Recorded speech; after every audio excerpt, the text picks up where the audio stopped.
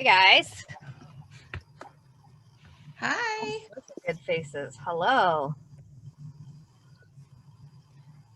Sorry for the darkness. Let me see if I can't turn this up. There we go. Hello. Got lots of good faces on here. Hi, Lisa and Brenda and Carrie and Marlena and Terry, Leah and Jen and Lauren and Mom, and Wendy is doing yoga, which is amazing. Unless that's her profile picture. Is she her profile picture? Or is she actually doing yoga? I cannot tell. Oh man, I was gonna say that is a really perfect. Wendy, you're muted. Sorry. Yeah, that's definitely, I wasn't holding that long. I was really impressed because I thought that was you doing yoga right now and holding that position. Yeah. It looks beautiful. And I was like, she is setting a new standard for what needs to be brought to the Sunday call. Yeah, sorry if I'm not doing that. No, it's okay. It's okay. It's very impressive. You guys couldn't see it if you didn't have it on grid. What's I'm that going to post? turn it off again because I'm going to wash my face so everyone can see it. Yeah, put it on grid so you can see what I thought Wendy was doing right now.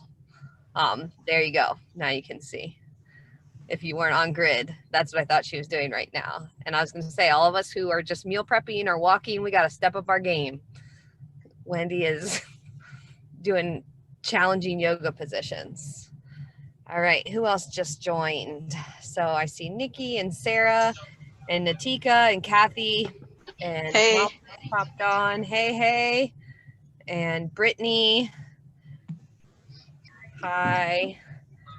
Let's see. All right, guys. Sweet. Well, I hope everybody had a really nice holiday. I loved seeing holiday pictures. There was like a lot of those pictures going around. And so loved seeing everybody just enjoying some time with family and friends and loved ones. I've heard a lot on Marco Polo about how we're feeling like we're ready to be done with all the sugar. I agree. Everybody's like unison nods. So before we dive into tonight's topic, just a couple of quick reminder announcements because a few things are changing. They're awesome things, they're improvements. But this is your very first week that you do not have a Google check-in form. So your check-in with your coach from now on will be a Marco Polo, right? You guys talk over Marco Polo anyways. The only difference is that after the Sunday call, shoot your coach a check-in. There's going to be some sort of prompt or question on the Sunday call. And so you'll answer that question and then just let them know what you've got going on this week, what you need to be successful, kind of exactly what's in the Google form, except we're just going to take one thing off your plate. And actually, we're taking two things off your plate because we're taking the email off your plate and we're taking the Google check-in form. But that makes that Sunday, Monday check into your coach more important than ever. So that kind of helps your coach help you. And so even if you're having a rough time, you check in anyway, right? Even if you don't even have anything good to share, you check in anyway, because you can just say that, hey, things are kind of a mess. I've been eating Christmas cookies every day, all day for the past 7 days, and I don't even know what I'm doing. I can't stop. That's a good check-in. That's literally what we're here for. This isn't like show and tell. I'm already like perfect and awesome. I think sometimes when you start working with a coach, you want to have the like positive feedback of like, look what I did. And then you get positive feedback. That's great. That's a part of it. But the other part is showing up with what's hard or showing up with what's real or just showing up because that creates consistency, right? Like I show up no matter what. That's all really important. And honestly, your coaches can help you best when you show up with the hard stuff. That's sort of where the magic happens. And so as we kind of start this new chapter of check-ins, just kind of think about it like that. Even if it's not, all-star check-in, it doesn't matter. It's just about doing it. So that is the big change that's ahead. I think we've mentioned it a couple places, but we're going to be shifting around Marco Polo actually in the new year. So that's not for a couple more weeks. But I just wanted to remind everybody that is going to happen. It's going to be great because it's going to make the Marco Polo groups a little bit smaller, a little bit more easy to keep up with because the groups will be a little bit smaller. So that's actually going to be a really big positive.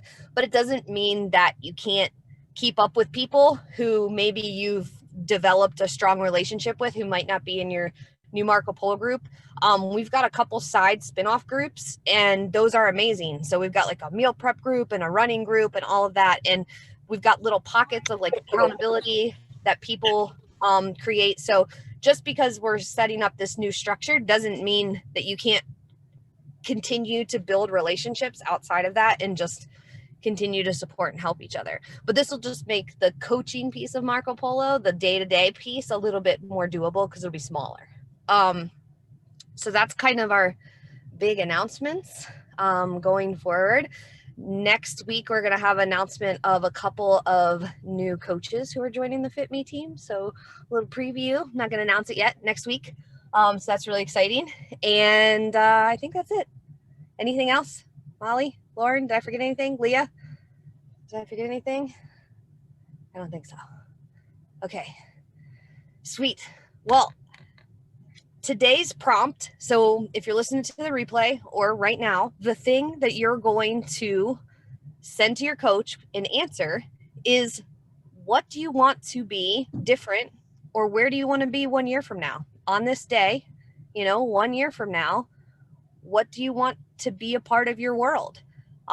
This could be a physical thing. You might say, okay, I want to see a certain, physical achievement, like a body size, right? It could be that. That's not wrong.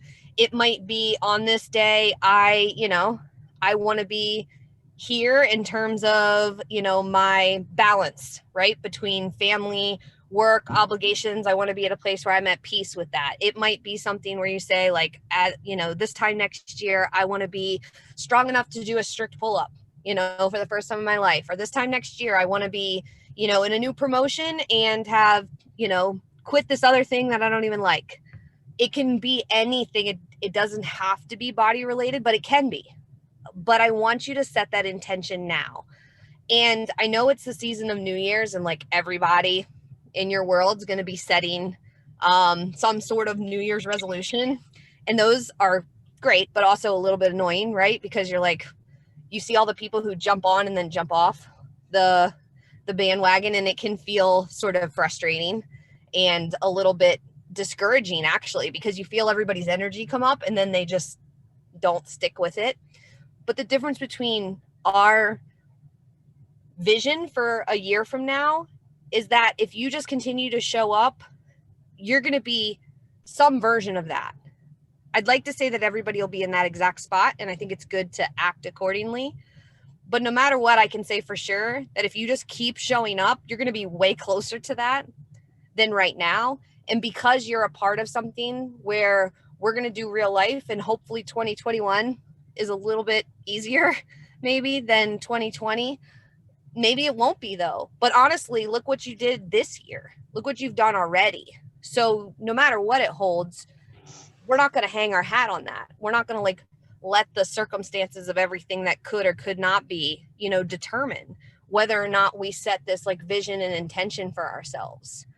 And I think setting it now is important, even though it is kind of like New Year's trendy to set I would call this an intention rather than a resolution. You guys have resolved a long time ago to take care of yourself and to work hard at helping your physical body feel good and feel happy and balanced. You guys already made that resolution, but this is about intentions. And I think it was earlier last week that I had seen on my Facebook memory feed a pop-up from Lauren, actually, Coach Lauren. And it was 2 years ago on that day that she said, I'm joining this 8-week program thing, and I'm hoping it's going to be awesome. I'm in, though. And that was the very first version of what you guys are in right now. And that was 2 years ago. And it was so funny to see it pop up because she had shared my post and had shared to her Facebook people that she was doing it, and it showed up as on this day looking back, and I wish she could have seen then, on this day, looking forward, 2 years. And that's what made me think of it. It's kind of amazing to think about, on this day a year from now, or on this day 2 years from now, because, for Coach Lauren, that year was about changing her habits and her mindset and her relationship with food and all of that. But then it was becoming this, like, transforming from leaving a job that she didn't like and finding herself as a coach. And then this past year becoming a coach. But if you had told her on that day, that moment when she shared that post, that was possible, no way would she have believed you. She wouldn't have believed you. And so that's what I want you to challenge yourself with, is don't just pick something that for sure is going to happen. It's okay to be like, I don't even believe this, but this is where, I want to be. It's okay to stretch your intentions. It's okay to believe in yourself beyond what you think is just a given. And so, Lauren, she didn't even know I was going to share that, but I shared it on Coffee Talk this past week because it just hit me so hard that those moments you don't even know, but you can set yourself on a path. And then it's more about showing up. It's more about consistency for yourself rather than perfection, and staying on that path. I'll say one last thing before I open it up to everybody. I was having a 12-week chat with one of our members, because I after our first 12 weeks, I do a call with the coach and the member, and we talk about, how things went and what's ahead. And she had a rough 12 weeks, to be honest. Like, she didn't do half of what she had set out to do. Life threw her a bunch of curveballs, like it does. And I said to her, some of this can feel like you're swimming across like the English Channel or something, like you just leave the beach and you start swimming, but you're swimming with all of us. Like, we're kind of swimming together, and we're in this pack. And sometimes you feel like you're cruising, kind of like you're at the front and you're like, I got this, and those are those easy days. And then there's other days where you feel like you're barely hanging on. You can't even keep up, and you start to lag behind. And then there's other days where you can barely tread water. But the difference between what you guys are doing versus something else is that because we're doing this together, even if you have to tread water and stop making progress for a little while because life throws you a curveball, you're not treading water alone. You're not going to lose your direction. You're not going to have to go back to the beach or drown or start over. You're going to have people that tread water there with you and keep you pointed in the right direction, so that when it's time to swim again, you can start to swim. And you are pointed in the right direction. It doesn't have to be fast. And I feel like that's just so different than the all or nothing kind of mindset that we probably practiced for a long time. So knowing that as you set this intention, where do you want to be a year from now? Know that it might not be linear. There may be times where you're just treading water.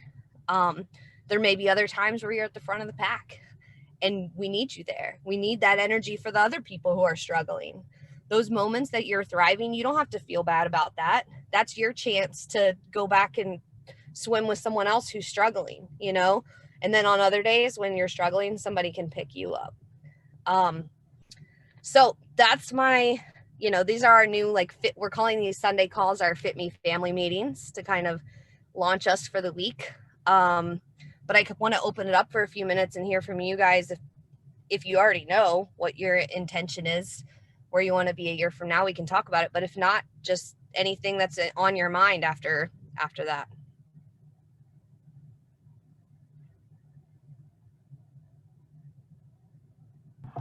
Well, I talked to Lauren last week on our coaching call, and I kind of already set my intention. I told her that I feel like I've developed these good habits and everything, and now I want to work on the belly fat. And I know that I have a little extra work because I have thyroid issues, and I'm on estrogen blockers to keep me from getting cancer again, but I know I can do it. And so Lauren's working with me to set up healthy goals so I can work on losing it.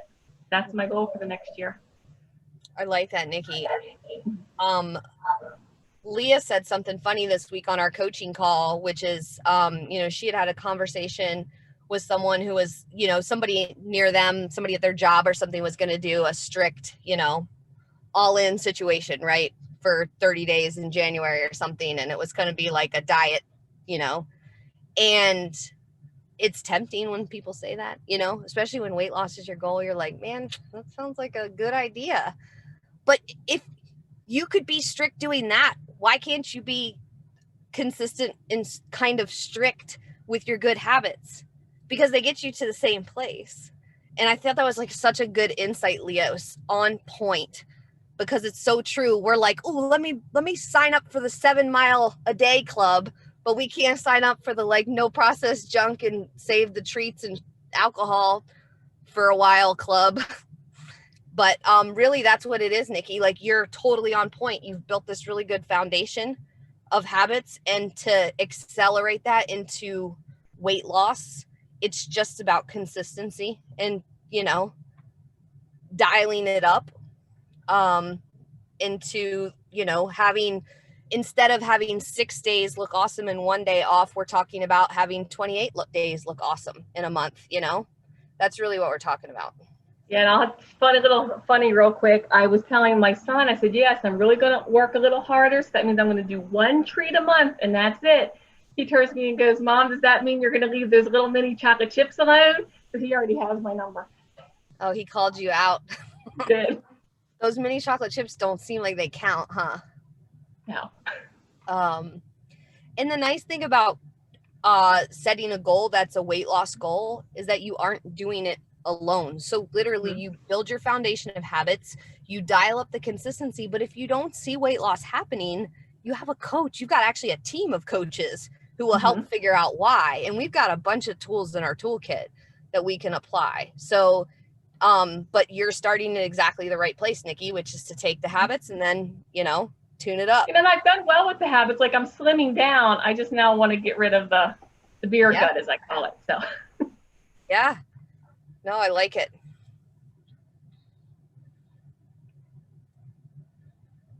Anybody else have thoughts or ideas about what they want to say this time next year, or look back and on this day kind of idea? I do. I will follow up with Nikki since she had mentioned the thyroid condition. I feel like I feel a little defeated because I have a thyroid condition. So I feel like I'm constantly treading water, but I also know that I need to do a better job of committing to eating better. So in a year, I would like to have see weight loss. I don't care what it is. I just like to see weight loss, to see that I'm working hard. And I tend to narrow into one area, whether it's working out, but then I eat like crap, or I'm eating good, but then I'm not working out. And I want to in a year, have that all balanced out. It's funny, before this, I had left Coach Leah a rant. She knows I get those. I just give her a whole rant of where I'm at. But that's something that for me that I would like to in 1 year have, that's been on my mind of what my intention is. It's just to see a difference, but also all around, just committed, and the habits be all around, balance for, like you said, for a consistent amount of time, and not 4 days this week I ate really healthy, but that, so yeah. I think starting with that habits foundation is what you build off of. And so if you can start to make, 6 and 7 days of nailing it, with water, with avoiding processed junk, of eating Fitme plates, of getting in the movement, you'll start to feel different. And that gives you a platform to build off of, and when you have a thyroid issue or other hormones, it does make it potentially more challenging, but even your doctor will tell you that some of the biggest things that you can do are, eating a healthy diet, managing your stress, getting enough sleep. Those things really, really matter. And you absolutely can do those things. And sleep, I mean, that's such a huge one. But Wendy, when you were talking about how sometimes when you've got the movement piece in, then the food drops off, and then you get the food in, but then the movement piece drops off.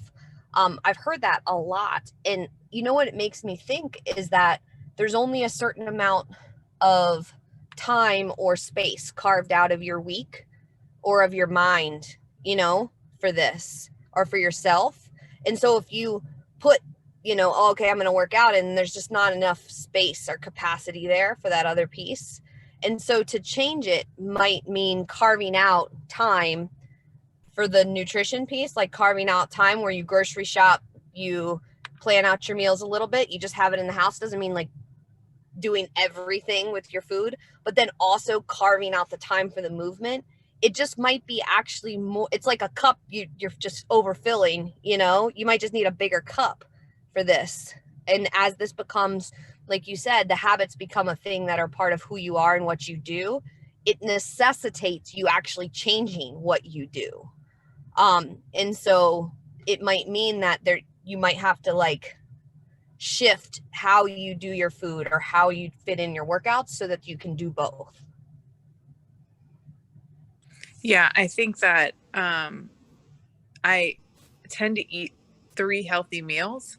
It's eating in between those meals. Like I plan out, and I've been doing that for a really long time. So I'll eat 3 healthy meals. I'll eat Fitme meals, but it's all the crap I shove in between there. You know, that is the problem, that I have to like feel like I need to just kind of suppress like eating. And sometimes it's not because I'm not drinking enough water or whatever, but I just feel like I'm not. What kind of crap are you eating in between? Well, clearly during the holidays, it's anything chocolate. Sometimes it's salty. Sometimes I like chips. And it's hard. Like if it was just me living in my house, I wouldn't buy it, so it wouldn't be in my house. But I have other people in my house that eat that, you know, eat snacks and stuff like that. So yeah, I don't know. And maybe it's to the point now where if I could just like have a conversation of like, I'm not putting this in the house for a while because I just need to get a hold of eating healthy and not having the cravings and kind of detox from that maybe that will make a difference instead of just making an excuse to have it in here because they need it. Well, really, they don't need it either. Mm-hmm. For our kids, like sometimes it's a hard battle when you first go there, but then they adjust, especially if it just becomes a norm. And so I remember there were certain things that we used to have that we just don't anymore. Like sugary cereal is one. We used to have all sorts of sugary cereal and then it went away. Now sometimes they see Cheerios and occasionally like a Chex, but like Lucky Charms is a treat. That took a long time to get there.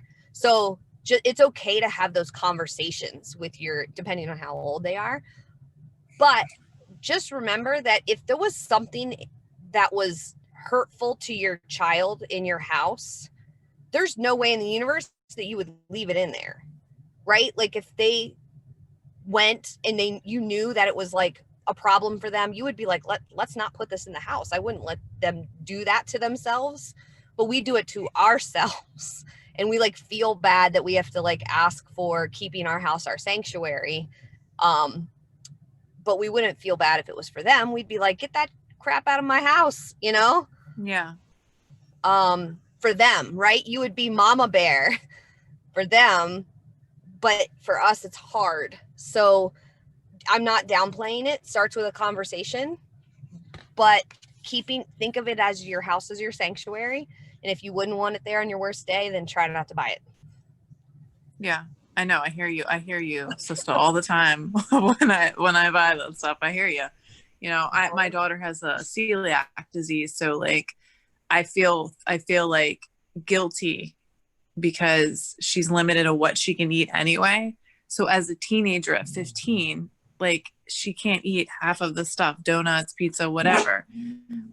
So I think that, and she's just like, Mom, just let me have this because I can't eat anything else, you know? So that justifies my crap, you know, having it. So anyway, I don't want to hog up, but no, it's good. I'm sure you're not the only one on this call who has this particular challenge. Going out of the holiday season, it's great time to clean house. Families might be more receptive to it right now too, just because they've had a lot of treats. So it might be like a really good season to be like, hey, let's try not buying these and keeping it in the house. But when we go out, have pizza, right? Or when we go out, like, let's do this other thing. But let's not put it in the house right now. We've had enough treats, and see if they're receptive to it right now. And then the other thing I would say, Wendy, before we move on, is make sure that you have snacks readily available. And usually when I say snacks, I mean like mini Fitme plates, like if you're still kind of building it the same way. But if you don't have it and you're just like thinking you're just going to wait till dinner and there's nothing in there in your fridge, and so you're going to go to the pantry and just grab whatever, that's when it's the most difficult. But if you've got some like shredded chicken already in there, you've got hard-boiled eggs made, you've got some string cheeses, you've got some yogurts, some stuff that you know is there, it'll make a big difference, because then you can grab that. It makes a huge difference for me. If there's nothing in there, then that's when I start to like search. Also, I would like to input a strategy for like if it has to be in the house, and like for your daughter, that's her food. That's not your food. She can't have other things, so that's her food. And maybe even put her name on it so that you see her name when you pull the box out. That's actually a really good idea. Mm-hmm. Yeah. Because she literally hides stuff from us. Mm-hmm. So that's a wonderful idea. Yeah. I'm glad Lauren said that, because I was just going to say the same thing, and just put her name on it. If that's something that is for her, then just put her name on it. Mm-hmm. I put my name on my food, because if I don't, then my kids eat it. They steal my stuff. Not that we don't normally share, we do, but every once in a while I'm like, those are my leftovers and you ate them and they literally have my name on it.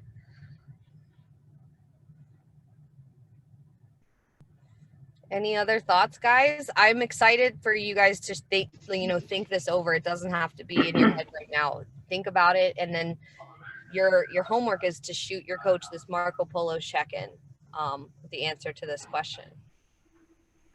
Christy. Yeah. I recently also had my coaching call with Lauren, and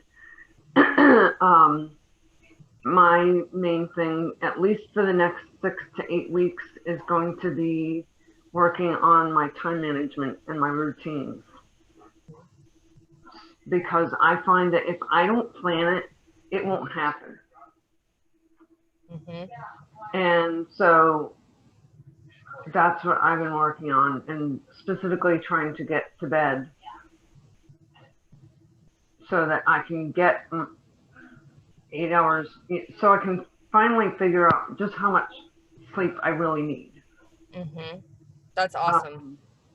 So, because I know that once I get my sleep, and I have been trying to get some of my movement in, and I have it broke down so I know how much time it takes me. I even will say that I was really struggling with staying on task with my